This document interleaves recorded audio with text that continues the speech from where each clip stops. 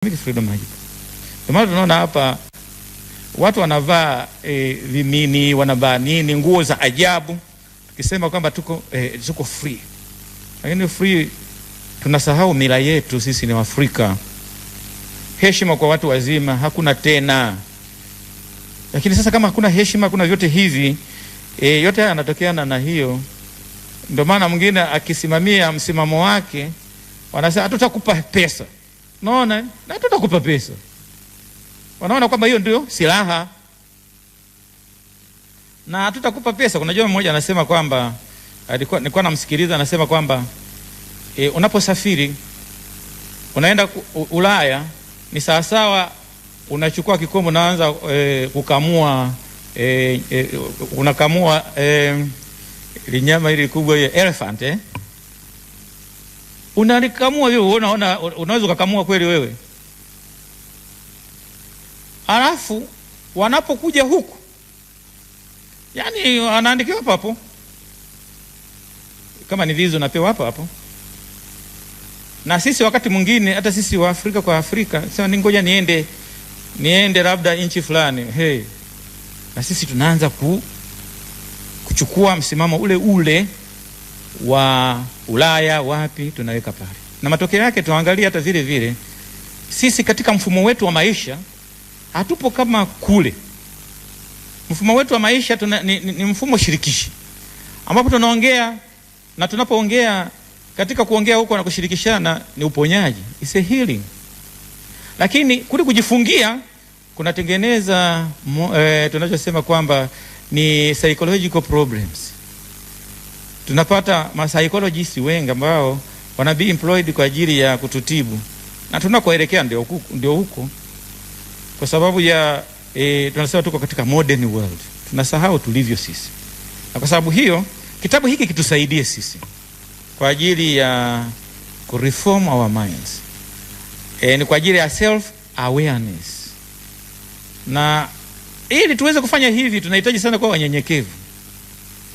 Mnyenyekevu sio yule anayepiga magoti mbele ya mwenzake. Mnyenyekevu ndio yule anayesema mimi ni binadamu, nipo tayari kusikiliza wenzangu wananiambia nini, na nipo tayari kufuata ushauri wao unisaidie mimi kukua kiakili, kibinadamu, na vile vile hata kiroho, ili niweze kuwa mwema, kuliko tuwe na magonjwa ya akili ambayo yamekuja mengi sana. Tunasema afya ya akili ni hiyo. Ndio maana kwa mfano usema kwamba wewe unatembea huko ovyo ovyo tu, alafu watu wanakucheka, ndio unafurahi wakikucheka.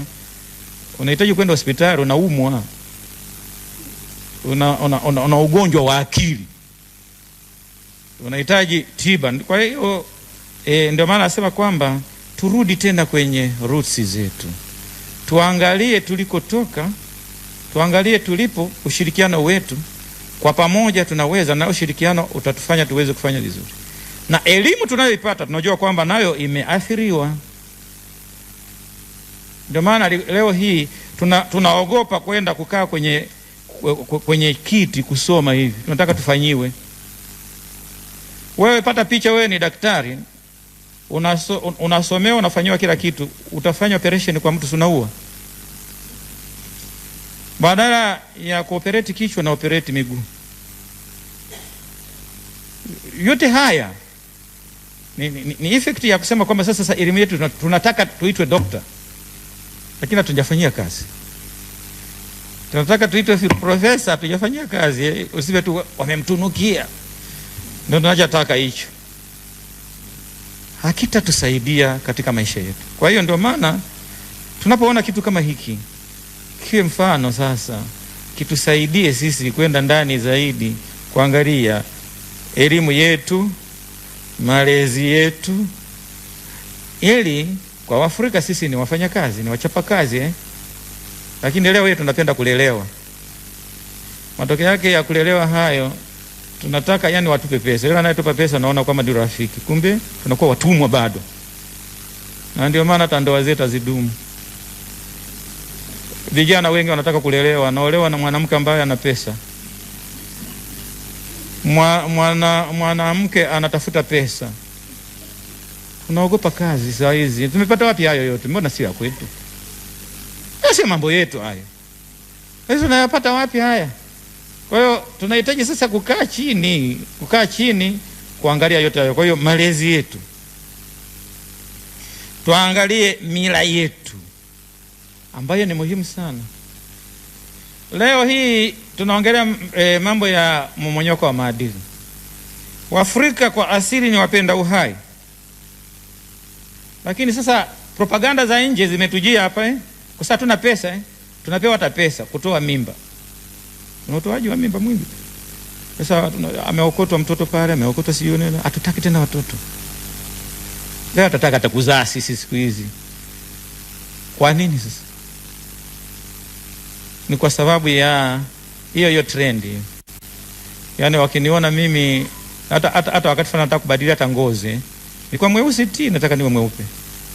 Na wakati fulani ukimeza hivyo vidonge alafu kasimama unakuwa kama sanamu. So yani kama kuweke kwenye museum mule. Yaani wewe umemeza kile kidonge chako kimekuchubua kiasi kwamba ukiangalia mishipa ya damu ile inaonekana imesimama hivi. Tunajidhalilisha sana kwa sababu ya mambo ambayo ni ya kuiga nje. Kwa hiyo tunapoongelea mambo ya African independence katika mambo ya uchumi kama tunavyosoma katika kitabu hiki, tuongelee sasa haya yote yanaingia hapo: mila, yanaongelea mambo ya elimu, yanaongelea mambo ya malezi yetu, yanaongelea lifestyle yetu. Tuweze kurudi nyuma kuangalia kwamba tunakoelekea sio. Turudi tuweze kufanya inavyotakiwa. Kwa hiyo kwa niaba ya mgeni rasmi Mhashamu Baba Askofu Mkuu, niko na maneno machache tu hayo, na zaidi kumpongeza sana Profesa Malango. Ningekuwa nafahamu kilugha chenu kule ningesema kuna hicho kichewa bwana, wanaongea kichewa hicho. Hiyo kwa mbili.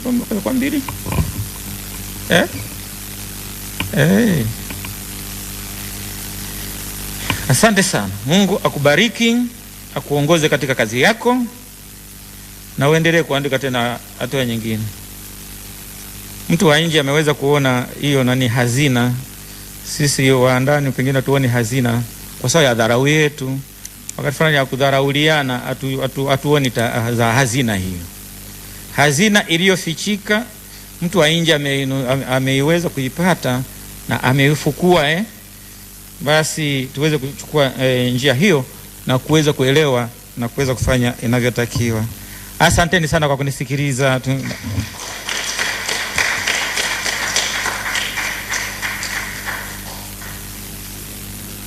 Another round of applause for our guest of honor.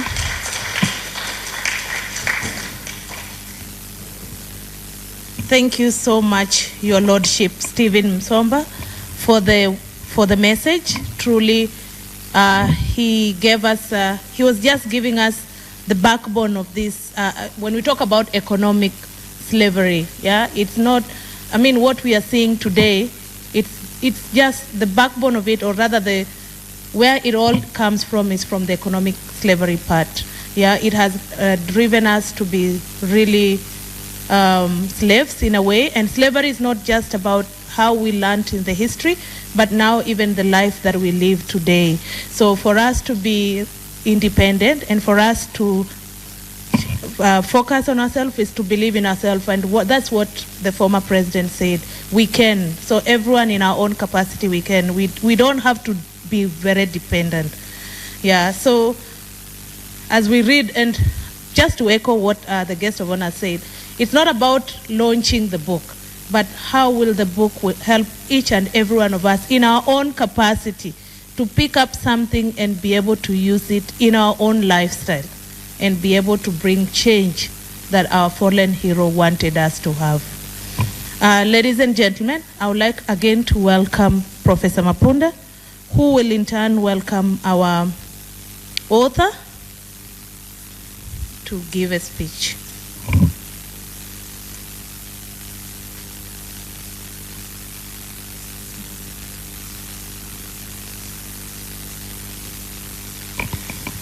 Thank you once again, MC.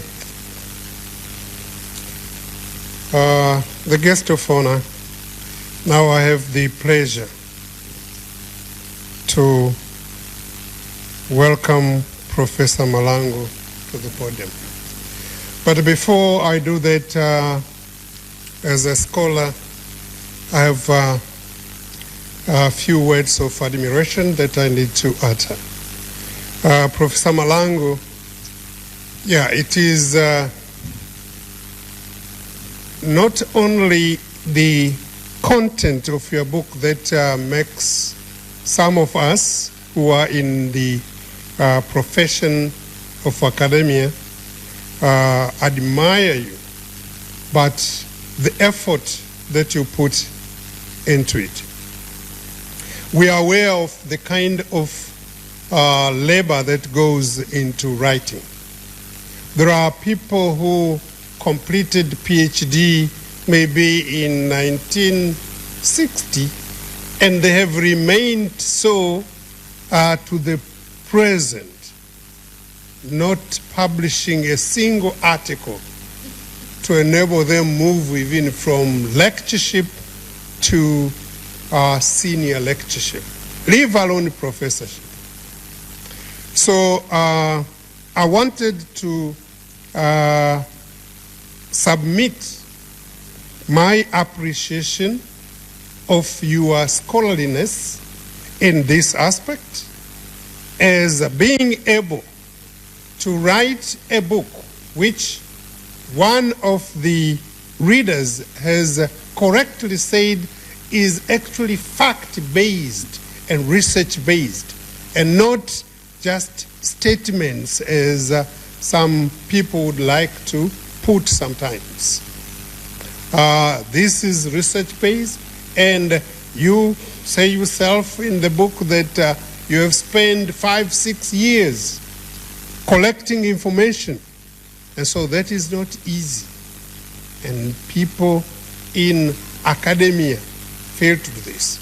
And as I said at the beginning, the reason why South,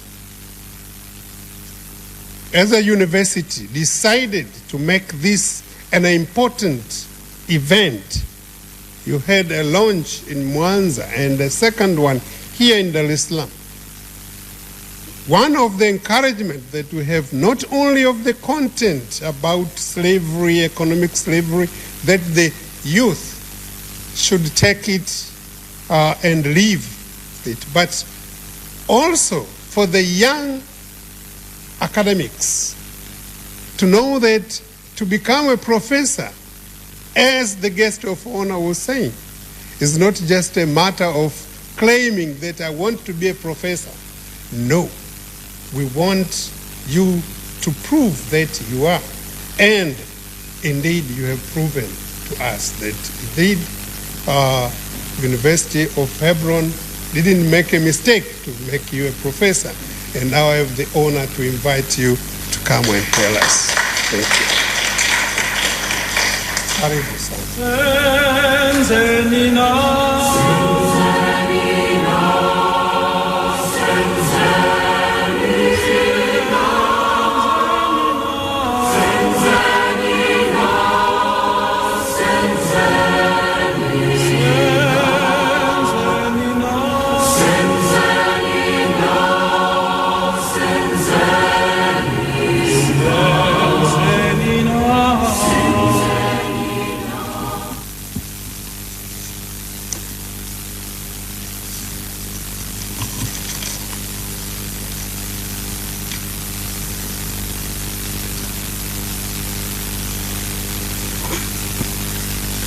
Habari ya Johnny.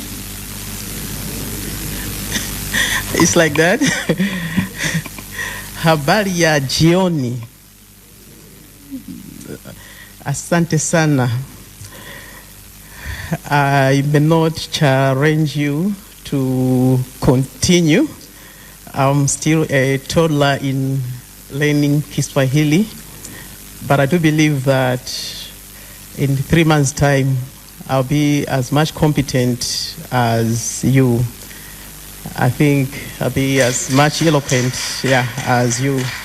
Yeah, that's the present mission. Our guest of honor, Your Lordship Stephen Musomba, the Auxiliary Bishop,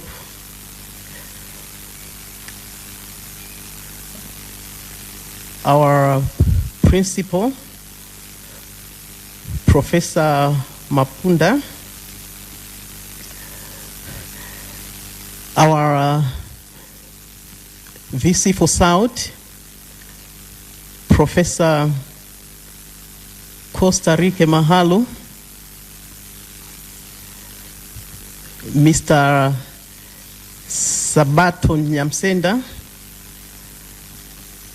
from the University of Salaam, representing the School of Political Science and Public Administration,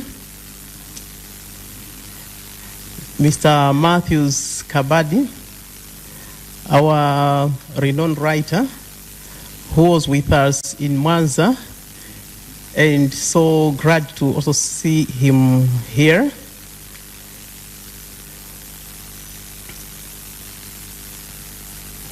Professor Matambaria, the friend of South.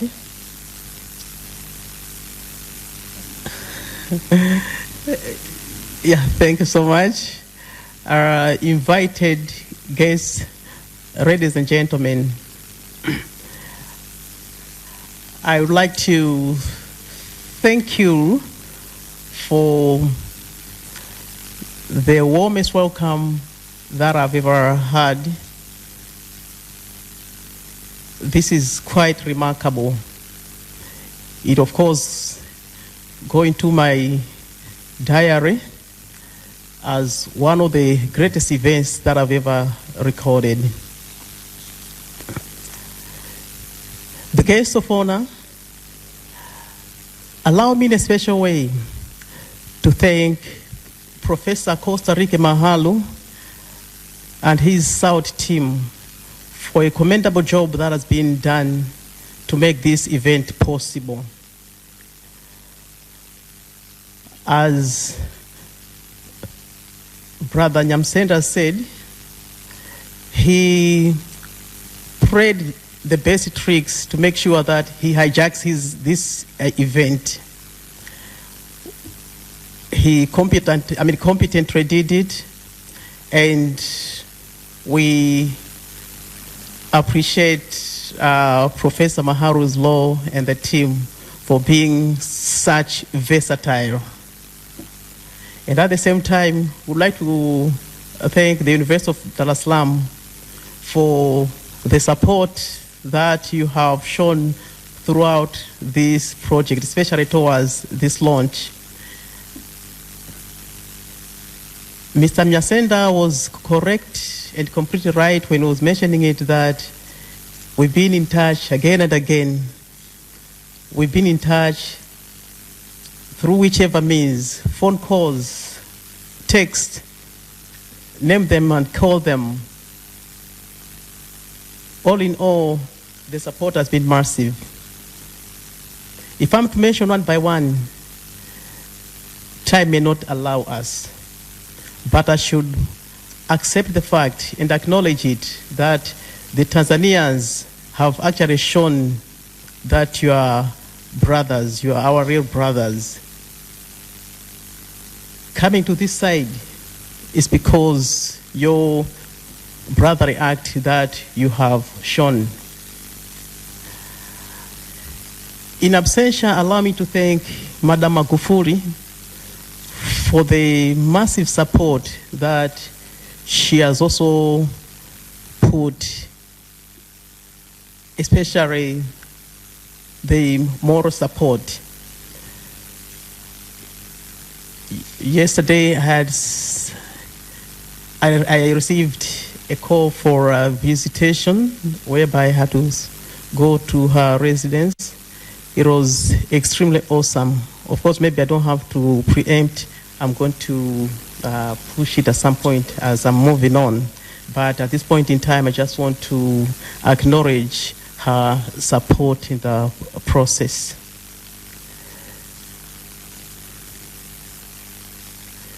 The guests of honor, it is always hard, especially to come and talk when the best speakers have done their role. And more specifically, when you are even shorter, you have to make sure that you make your voice taller at some point.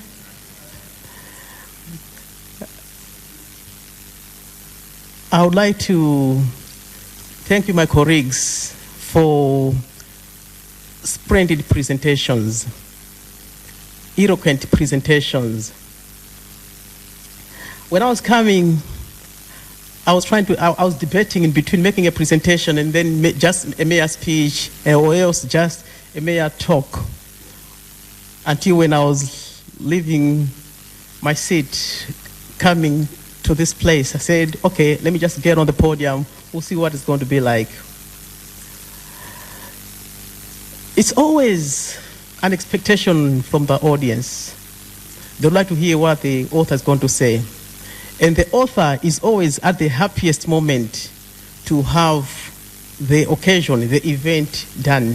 So to have the audience expectations and then the author's expectations meeting is one of the greatest challenge.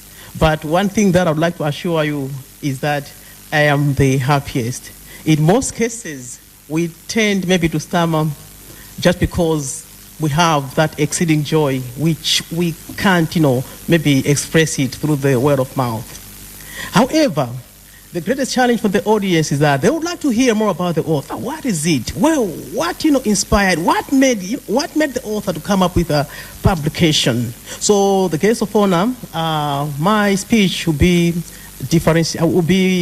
divided into two parts. The first one, I'm going to talk about the technical aspect of the book, the publication itself. The book project was started in 2017.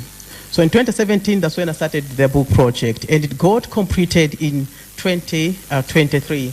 So basically, it has taken me about 6 years to complete the book. We corrected data using various means. For example, we used desk research to correct the data. We used observation, and we also used interviews to correct data. So somewhere around 2019, 2020, I had to visit Tanzania several times just to make sure that I correct the data. I remember visiting Zanzibar for some weeks just to make sure that I have actionable data, and visiting Salaam for some weeks as well, just to make sure that the data is accurate. I also had to visit various countries apart from Tanzania, to correct data.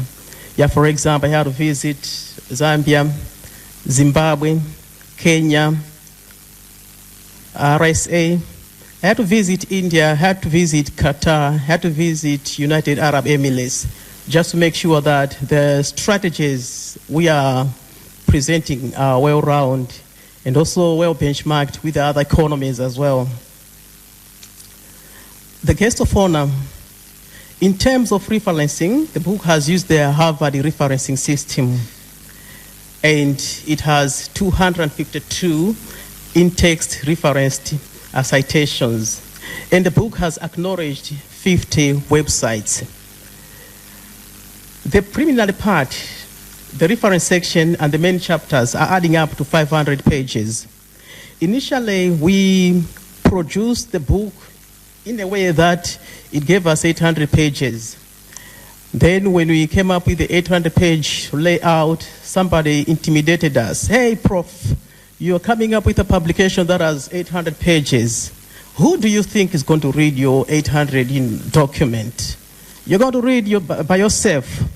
And then I said, okay, fine. Then we're going to play some mathematics. So what we did was to increase the size of the book so that the pages are fewer, right? Yeah, for those that are in, let's say, in the medical area, or those that are clinicians, they understand what they call the placebo effect. Yeah, the placebo effect is a kind of a thing whereby you say, no, Doctor, I don't get along with tablets. I prefer injections. So they're going to change it in one way or another, but the same medication, right? And then when they inject you, they say, now you must feel better, isn't it? Yes, I'm feeling better. But the same, generic drug, right? Yeah, there are placebo effect. So this time around, we have 500 pages so that at least it's not intimidating. Just the way you can look at it is somehow portable, but that time it was something else. So this time around, you can easily digest it at some point just because we increased the book size. The book has 5 parts, 5 components. And as a matter of fact, it has 48 chapters. Out of the 48 chapters, 13 chapters have put Magufuli in context. 13 chapters have put Magufuli in context. So the first part of the book is called The Footprints of Slavery, which as correctly as the Lordship has put it, we need to learn from the past, because the past, that's where we learn from. And the present is here for us to manage, and the future is there for us to create it. So the past is very critical. So we are taking Africa from the time of slavery. So we are actually seeing the footprints of slavery. On that part, the author had to visit several sites. Yeah, for example, Emina Castle in Ghana, just to appreciate what the atrocities of slavery were like. And in 2019, the author had to come to Zanzibar, and he actually got into the underground chambers for some time just to taste how the slaves were feeling. It was a very awkward situation, a very awkward experience. It is very hard for you to go to Zanzibar, especially in the underground slave chamber, and then you come out without, shedding tears.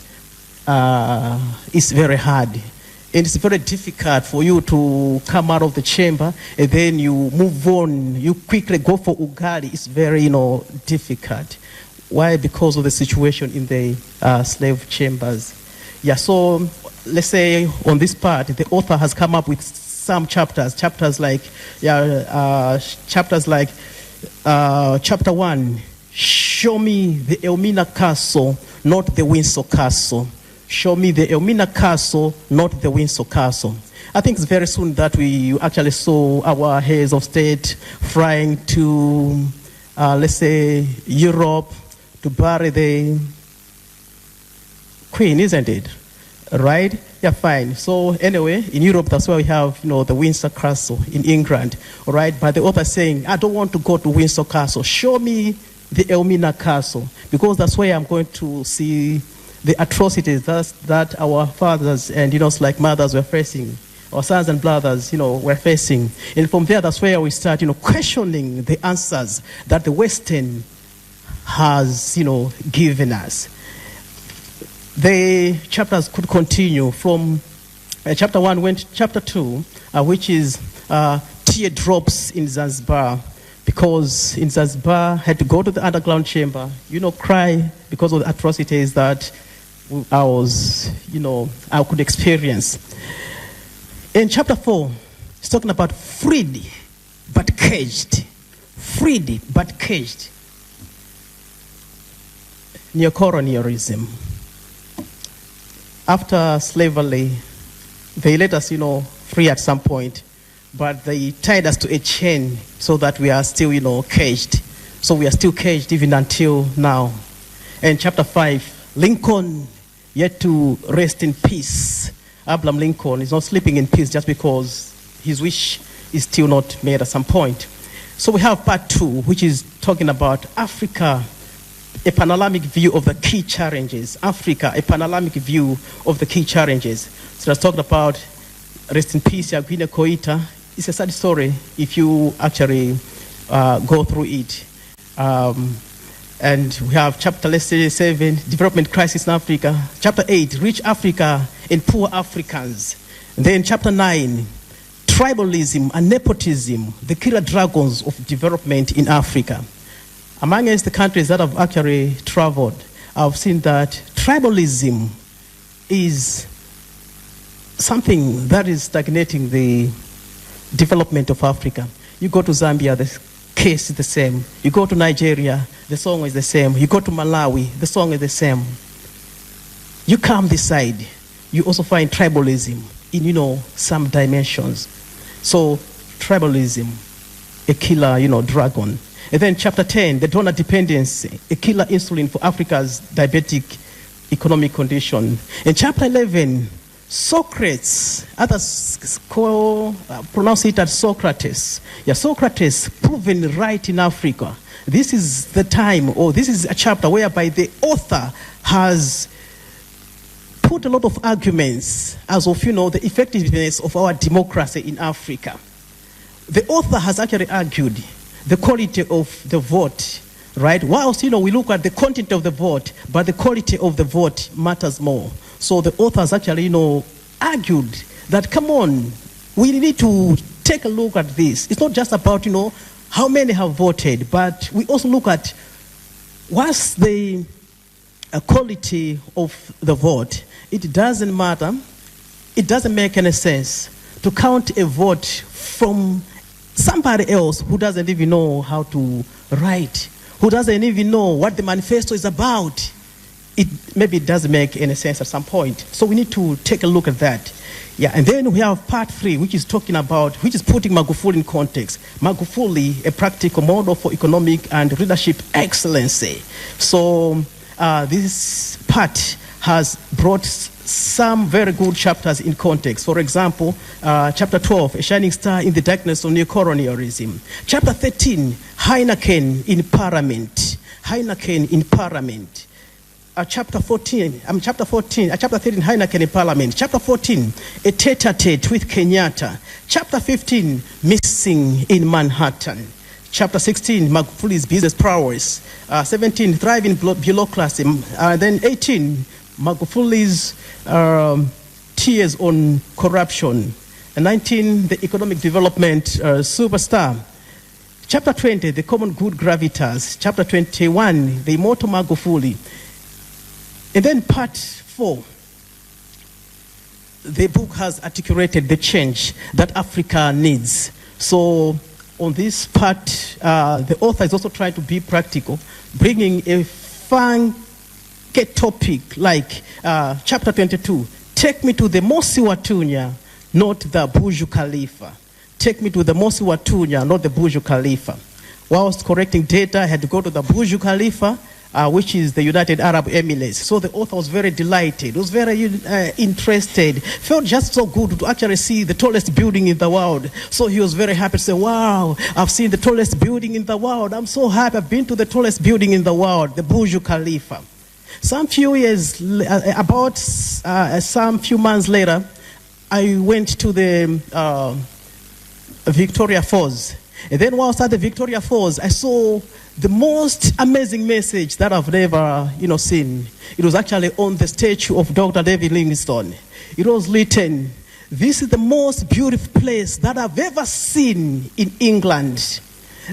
Much more beautiful that even angels would stop for a minute and gaze." And then I said, wow, come on. We thought that the most beautiful place is the Burj Khalifa. But now look what David Livingstone is saying. The most beautiful place is the Mosi Watunya. And then I said, come on, let me call this chapter, "Take me to the Mosi Watunya, not the Burj Khalifa." Paul Kagame said, we don't need to go out to find African solutions. The African solutions are here. So many times I've actually, gone out of the country, gone out of Africa, thinking that African solutions will actually come there. But this chapter, we are saying that the solutions are right here. So the author has tried to put that into context. Chapter 23, the author has argued with a lot of energy, the Magufulification of Africa, total systems overhaul for development. The author has presented a case whereby he's arguing that the problem of Africa is lack of systems, because Africa is still operating using the colonial systems. we are still operating using the colonial system. So we have some serious problems. So this has something to do with our education, something to do with our operational systems, just the public sector, systems. Yeah, so our systems are extremely ancient, so we need to overhaul them. So the slave masters have left, but the systems are the same. So these are the systems that are tying us. So the Magufuli of Africa is demanding a lot. So because of lack of systems, that's why we always cry that, wow, that former president is gone. So who will be next? We get worried because we don't have, the systems. If the systems are solid, you don't worry so much, because the systems are the ones which are in control. The systems. So we need to overhaul the systems, because some of the systems that we are using right now, they were actually designated to benefit the colonizer. We have chapter 24, which is governance re-engineering. And then we have chapter 25, rebranding Africa's universities for global competitiveness. Rebranding Africa's universities for global competitiveness. The author has actually put in context Oxford University, the likes of Professor Pollard, who took advantage of the COVID pandemic, and they actually showcased that we are a university. This is what a university is supposed to do. Whilst Africa's universities, we are sleeping. They didn't even think of, coming up with a vaccine. That is even of maybe a 5% efficacy, just to show up that we've been there or we are there. So rebranding Africa's university. There are so many things that we need to do just to make sure that we are also on the page. 26, the Bismarck's idealism. 27, Wangchuking Africa. 28, leadership Sankaraism. The authors put Sankara in context because during the Magufuli studies, we have seen that Sankara and Magufuli had some common traits. So we have put them in context. Chapter 30, demolishing the political chameleons. Chapter 33, speeding for Africa's development. We have put the slave trade in context. Whilst we were busy with being slave traded, our flames were developing in so many, ways.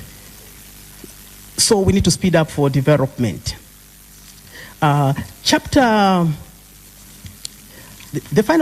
final part, which is creating a new Africa, has suggested the strategies that Africa has to do. In one of the areas, one of the chapters which is core is cracking the black box. Cracking the black box. As you're going through the book, you're going to enjoy it and then see what it is demanded. The black box. The black box.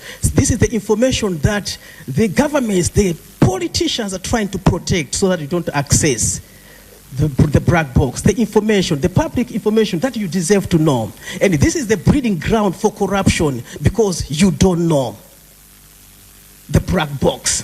So the politicians will kind of, put in their, let's say, campaigns. We are going to have the access to information bill operationalized. Now, when the moment they get in power, they stay quiet. Why? Because they know that the moment the citizens have access to the information, that is the time that corruption is going to end completely. And this is why Bacon said at one point, knowledge is power. He didn't mean it was like having a PhD or professorship, but he simply meant being able to access the information that you know. The guest of honor, one of the questions which I got when I was writing the book was that, what is it that has motivated you to write this book? What is it that has motivated you to write this book? And then I said, a song. A song is what motivated me to write this book. I would like to just take 30 seconds of your minute, or of your time, so that you listen to the song that made me to think of writing this book. Just a second of your time, 30 seconds of your time.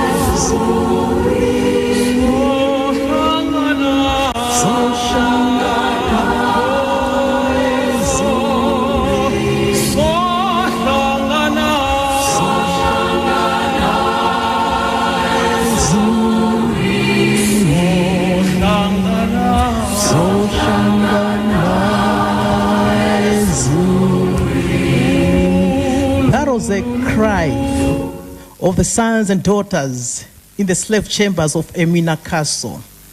And they were singing that song, Senzeni now, what have we done to deserve this torture? What have we done to deserve this torture? And then the most touching sight was the moment when they were saying, we shall meet in heaven, Soshangana Ezulini.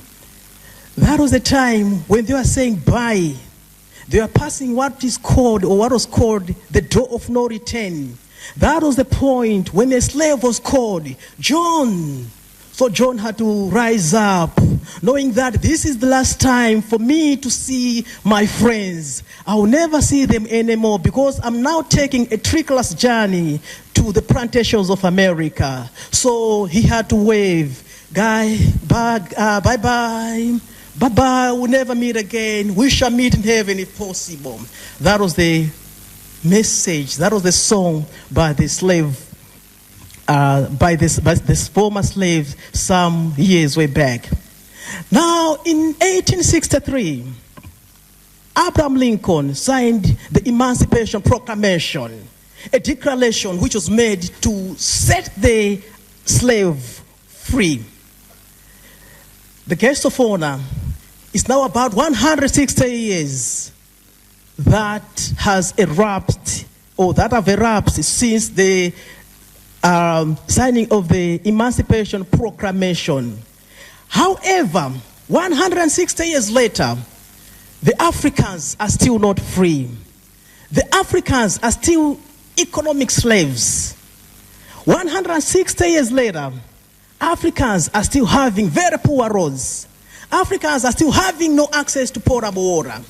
160 years later, Africans are still living in misery.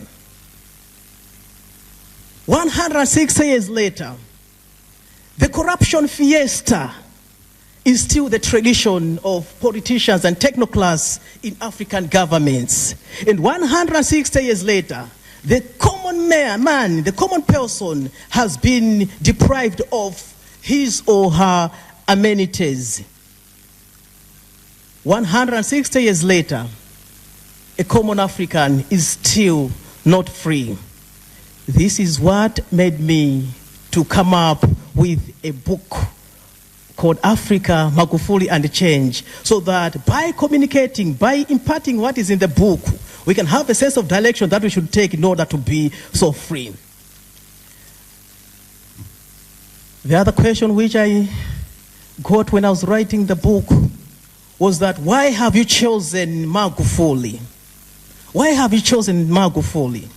Out of all the presidents in Africa, why is it that you have chosen Magufuli? And out of all the presidents in Tanzania, why is it that you have chosen Magufuli? The guest of honor, to answer this question, I would like to ask you to be with me in this journey. And then let's go to Chato. So as we are going to Chato, let's interact with the people. And by, let us hear what they are actually saying. And many of them, they are communicating that Magufuli was our hero. Magufuli was so caring. Magufuli was somebody else whom we could say sent from God.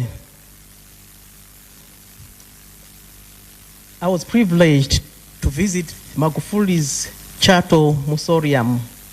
When I got into the mausoleum, I was touched. And as I was standing, while I was facing the head of his tomb, I wish I had the powers to resurrect people. The guest of honor, I wish I was a Jesus Christ, or the Jesus Christ, so that I could shout, John, arise, and show the people how it is possible to face corruption dauntlessly so that the common people benefit. I would say, John, rise up and show African leaders how you made it to stay in your tenure without visiting Europe and America. John, rise up. Show us how you put those development in Tanzania. John, rise up. I really desired having the power to resurrect, but I really lamented having none. The guest of honor, we are in a situation whereby we want to change. Everybody would like to see Africa changing. So many authors have written about books that can drive Africa into economic revolution. But we lack the power to implement what we have written. I would have liked John to rise up so that he should receive his flowers by himself. Flowers from Chato, flowers from Sengerema, flowers from Geita, flowers from Manyala, flowers from Dar es Salaam, flowers from Zanzibar. But I had to accept a reality that death has really robbed us. The one who was determined to put Tanzania and Africa in the right direction. I know some of you might be much more interested still to say, come on, you are a Malawian, but how come that you are still much more interested with Magufuli? Now let me reveal the secret to you. When we saw Magufuli, we actually saw a bulldozer whom we knew that is going to put our leaders under pressure. Pressure that, look, your friend in Tanzania is performing, so you have to do likewise. So we know that he's a very good president. And when he died, we even wept more because we knew that our president has been lost. The book is finishing with In Search of a New Magufuli. We acknowledge a fact that Magufuli has passed on. And it is very unlikely that we can have him now because he's in Chato. But we can emulate whatever, he did. This book has put or has named Magufuli or has called Magufuli different names in various chapters. And those are the attributes, those are the qualities that we are looking for. And the new Magufulis have to be us. The new Magufulis have to be our leaders at that very top level. We need to be the new Magufulis. So the book has actually called Magufuli in various, has given Magufuli various names. For example, chapter 12 is calling Magufuli a star, a shining star in the darkness of neo-colonialism. And chapter 13 is calling Magufuli as the no-nonsense deontologist. Chapter 14 is calling Magufuli as an intelligent listener. Chapter 15 is calling Magufuli a true patriot. Chapter 16 is calling Magufuli a business genius. Chapter 17 is calling Magufuli a challenger of bureaucracies. In chapter 18 is calling Magufuli a scorpion to the corrupt. Magufuli challenged the Tanzanians. I want you Tanzanians to believe that you have a president, a real rock. I cannot be threatened, and I am not threatened. Of course, he was a real rock. Of course, I may call him East Africa's Rock of Ages. In chapter 9,